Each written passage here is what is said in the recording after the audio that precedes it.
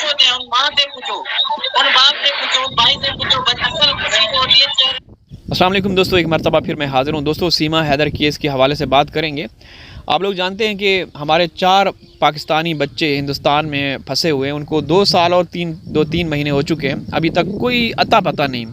बच्चों के बारे में हम बातचीत करते हैं तो 2-3 दिन के बाद वो वीडियो में लेकर आती है सीमा, और फिर उनको स्क्रिप्ट लिख के दिया जाता है, वही वो बच्चे पढ़ते हैं। अभी आप लोग हैदर भाई की और एक हिंदुस्तानी हमारी बहन है जो असली और नस्ली भारतीय हैं, जो हक़ और सच की बात करती हैं, जो अपने इदारों से भी सवाल जवाब करती रहती हैं, उनकी गुफ्तगू सुनेंगे और साथ साथ चर्चा भी करेंगे। तो चले पहले इनकी गुफ्तगू सुनते हैं, साथ साथ चर्चा भी करते रहेंगे। लोग कहते हैं बच्चियां पहने हुए खुश हैं, क्या खुश है, कहाँ खुश है?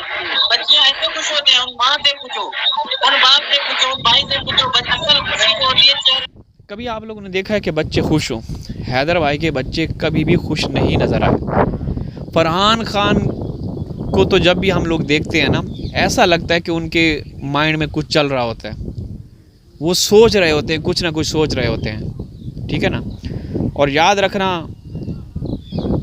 बच्चे बचूंगड़े, नित्रपाल और ये जो सचिन है ना, कुछ समय के बाद सबसे पहले गिरेबान पकड़ने वाला फरहान खान होगा। तुम लोग जो कुछ कर रहे हो ना इन बच्चों के साथ, अगर बच्चे वहाँ रहे रुके, आपकी सरकार जिस तरीके से दोगली पॉलिसी के तहत सीमा का साथ दे रही है, तो याद रखना फिर क्या बदला लेंगे बच्चे। भले उनके पास चप्पल भी ना हो, मगर चेहरा से आपको थमथमावा पूरा खून से भरा हुआ नजर आएगा कि बच्चे में असल खुशी है। मेरे बच्चों को देखो ना, ये भाई जिंदा लाश है। हैदर भाई ने बिल्कुल सही कहा कि मेरे बच्चे ज़िंदा लाश बने हुए हैं। उनको बाकायदा स्क्रिप्ट लिख के दिया जाता है कि तुम लोगों ने ये बोलना है, ये पढ़ना है।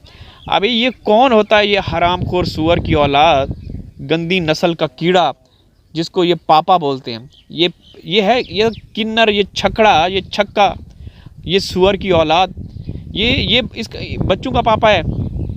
इसकी हिम्मत और औकात, ये गंदी नस्ल का हमारे मासूम बच्चों का इस्तेमाल कर रहा है। इसकी क्या हिम्मत और औकात, अपने बच्चों, अपनी बहन के बेटों को और अपने भाई के बेटों को लेकर आए ना। आगे सुने। हाँ बिल्कुल। जब मैं हैदर भाई, मेरे पास 2 बिल्ली है। मेरी एक बिल्ली खो गई थी शाम को, और मैं इतना रोने लगी। मैंने वक्कास भाई को फोन करके बोला, वक्कास भाई मेरी बिल्ली नहीं मिली। मंजू दीदी को बोला, मतलब मेरे अंदर इतनी बेचैनी, पूरी रात नींद नहीं आई। तो सोचो, एक जानवर का बच्चा वो खो गया तो मेरे अंदर इतनी तड़प। तो सोचो, इनके तो 4 बच्चे और अपना खून। ये एक हकीकत है। हमारे जो पालतू बिल्लियाँ होती हैं, अगर उनके बच्चे इधर उधर गायब हो जाएं तो हमें तकलीफ़ होती है। और गुलाम हैदर भाई के तो 4 जीते जागते बच्चे हैं, लख्ते जिगर हिंदुस्तान में हैं। तो सोचें उनके ऊपर क्या गुजरती होगी। सुनिए। तो इनका कलेजा कितना फट गया होगा, सोचने वाली बात है। अरे जब किसी का बच्चा दूर होता है ना, तो उस पे बीतती है ना, वही जानता है। जिस पे बीतती है वही जानता है। तो भाई एक बाप पे बीत रही है तो वही जानता है। और बहुत से लोग कहते हैं अपनी बीवी नहीं संभाल सका, क्या जरूरत थी तुझे जाने की? अरे भाई अपने घर की, वो कमाने नहीं जाएगा तो कोई दूसरा कमा के दे जाएगा। मेरा खुद का आदमी, भाई आप यकीन करोगे इधर भाई 15 दिन में 10 दिन में आते हैं। देखिए, हैदर भाई के बारे में ये जो ट्रोल करते हैं, हैदर भाई को तनकीद का निशाना बनाते हैं, कहते हैं कि जो अपनी बीवी को नहीं संभाल सका तो वो क्या संभालेगा। भाई हैदर भाई उस वक्त घर में थे। हैदर भाई तो रोज़ी रोटी के लिए वो सऊदी अरब गए हुए थे। और सीमा ने हिंदुस्तान में जाकर जब वहाँ के एंकर पर्सन ने उनसे पूछा, उसने ख़ुद तस्लीम किया, उसने ख़ुद कबूला कि 70-80 हज़ार रुपये मुझे हर महीने हैदर भाई भेजते थे। हैदर भाई तो अच्छे भविष्य के लिए, बच्चों की, उनके लिए वो भेजते थे ना। लेकिन ये पता नहीं क्या कर रही थी, किन चक्रों में पड़ी हुई थी। और यकीन नहीं होगा, आप सोच रहे ऐसे बोल रहे, पर मैं बोलती हूँ, वकास भाई से पूछना। मेरा खुद का आदमी 10-15 दिन में आता है, मैं पीछे से बच्चों को लेके भाग जाऊं, मैं अपने आदमी को धोखा दूं, तो आदमी की क्या गलती? आदमी की क्या गलती? अरे भाई वो तो कमाने गया है, वो तो अपने बच्चे पाल रहा है ना, उसकी क्या गलती बेचारे की? वो अपनी औरत पे विश्वास करके गया है, तो औरत की गलती है ना इसमें। और बेचारा बच्चों का क्या कसूर? बच्चे तो बेचारे वहीं जाएंगे जहाँ उनकी माँ ले जाएगी।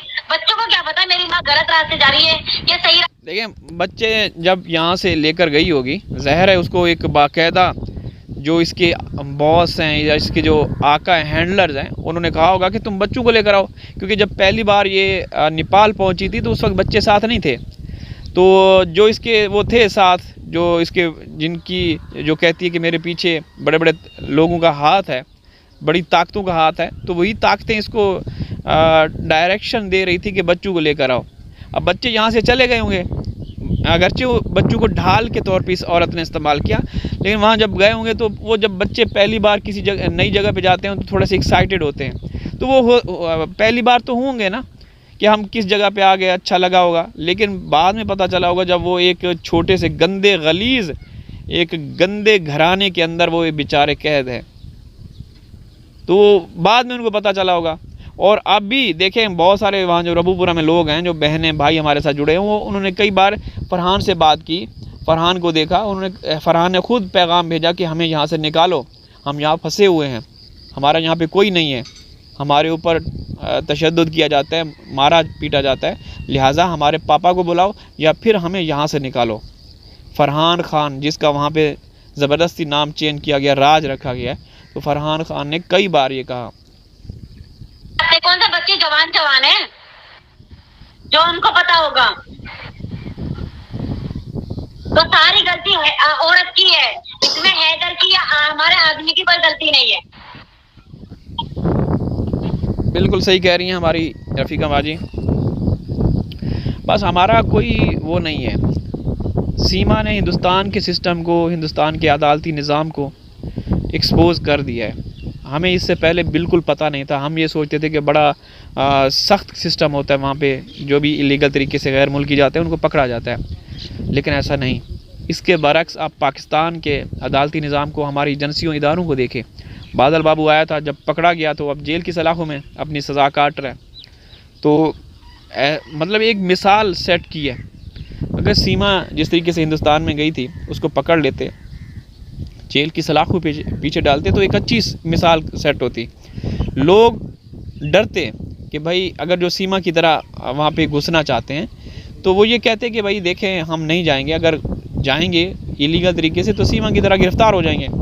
लेकिन सीमा ने तो सबको कहा कि आ जाओ, जहाँ से जिसने आना है आ जाओ। तो हम क्या कह सकते हैं दोस्तों, हमारी सिर्फ़ और सिर्फ मांग बच्चे हैं और कुछ भी नहीं है। और जब तक बच्चे नहीं आते हम लोग आवाज़ उठाते रहेंगे, क्योंकि बच्चों का भविष्य पाकिस्तान में है, वहाँ हिंदुस्तान में नहीं, ठीक है ना। बहरहाल वहाँ हिंदुस्तान में बच्चों का गलत तरीके से इस्तेमाल किया जा रहा है। हैदर भाई ने जो बातें की बिल्कुल सही की, और जो हमारी रफ़ीका बाजी हैं उन्होंने जो भी बोला सही बोला। अपने सरकार से सवाल कर रही है, हर भारतीय का हक़ है कि वो अपनी सरकार से सवाल करे कि क्यों भाई सीमा में क्या है कि उसको वहाँ पे शरण, उसको असाइलम के डॉक्यूमेंट्स बना के दिए जा रहे हैं, उसको प्रोटेक्शन दी जा रही है, उसको घर बना के दिया जा रहा है, कभी एसी लगवा के, कभी एयर कूलर लगवा के दिया जा रहा है।